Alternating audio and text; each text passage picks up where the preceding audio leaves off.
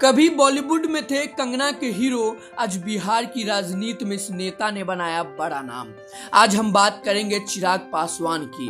वैसे तो चिराग किसी परिचय के मोहताज नहीं, लेकिन क्या आप जानते हैं कि बॉलीवुड का सपना छोड़कर चिराग ने कैसे सियासत में अपनी जगह बनाई। बिहार के मौसम वैज्ञानिक कहे जाने वाले रामविलास पासवान के बेटे चिराग आज सियासत का वो सितारा है जिनकी चमक हर किसी की नजर में है।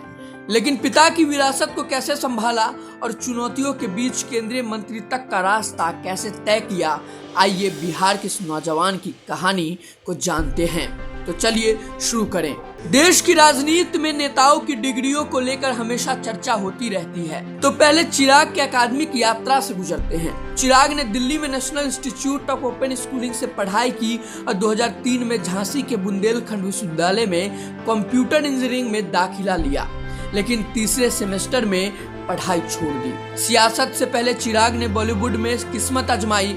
2011 में उनकी डेब्यू फिल्म मिले न मिले हम कंगना रनौत के साथ आई, लेकिन यह बॉक्स ऑफिस पर असफल रही। इसके बाद चिराग ने अभिनय छोड़कर सियासत का रुख किया। 2014 में चिराग ने एलजेपी के साथ राजनीति में कदम रखा और बिहार की जमुई लोकसभा सीट से पहला चुनाव लड़ा। उन्होंने राजद के सुधांशु शेखर भास्कर को हराया। 2019 में भी जमुई से जीते। 2019 में इसके बाद रामविलास पासवान ने उन्हें लोजपा का अध्यक्ष बनाया, लेकिन 2020 में रामविलास पासवान के निधन के बाद पार्टी में फूट पड़ गई। चिराग के चाचा पशुपति पारस ने लोजपा से अलग होकर नई पार्टी की शुरुआत की, जिससे चिराग को एलजेपी के साथ नई शुरुआत करनी पड़ी। इस दौरान चिराग ने बिहारी फर्स्ट का नारा दिया और आशीर्वाद यात्रा के जरिए बिहार में समर्थन जुटाने की कोशिश की। 2020 के बिहार विधानसभा चुनाव में लोजपा ने एनडीए से अलग होकर अकेले चुनाव लड़ा, लेकिन केवल एक सीट जीत सकी। इससे चिराग की रणनीति पर सवाल उठे।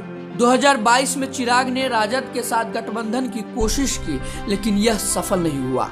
2024 के लोकसभा चुनाव में एलजेपी ने एनडीए के साथ मिलकर बिहार की 5 सीटें जीती और चिराग ने हाजीपुर से जीत हासिल की। इसके बाद उन्हें मोदी सरकार में खाद्य प्रसंस्करण उद्योग मंत्री बनाया गया। चिराग ने एनजीओ चिराग का रोजगार के जरिए बिहार में रोजगार के अवसर बढ़ाने की कोशिश की। अब 2025 में बिहार विधानसभा चुनाव से पहले उनकी रैलियां चर्चा में है, लेकिन उनकी रणनीति और गठबंधन को लेकर अनिश्चितता बनी हुई है। बिहार की सियासत में चिराग एक उभरता चेहरा है, पर चुनौतियां अभी कम नहीं। तो दोस्तों, चिराग का अगला कदम क्या होगा, कमेंट में बताएं और चैनल को सब्सक्राइब करें। बिहार की सियासत की हर अपडेट के लिए बने रहें तहलका इंडिया न्यूज के साथ।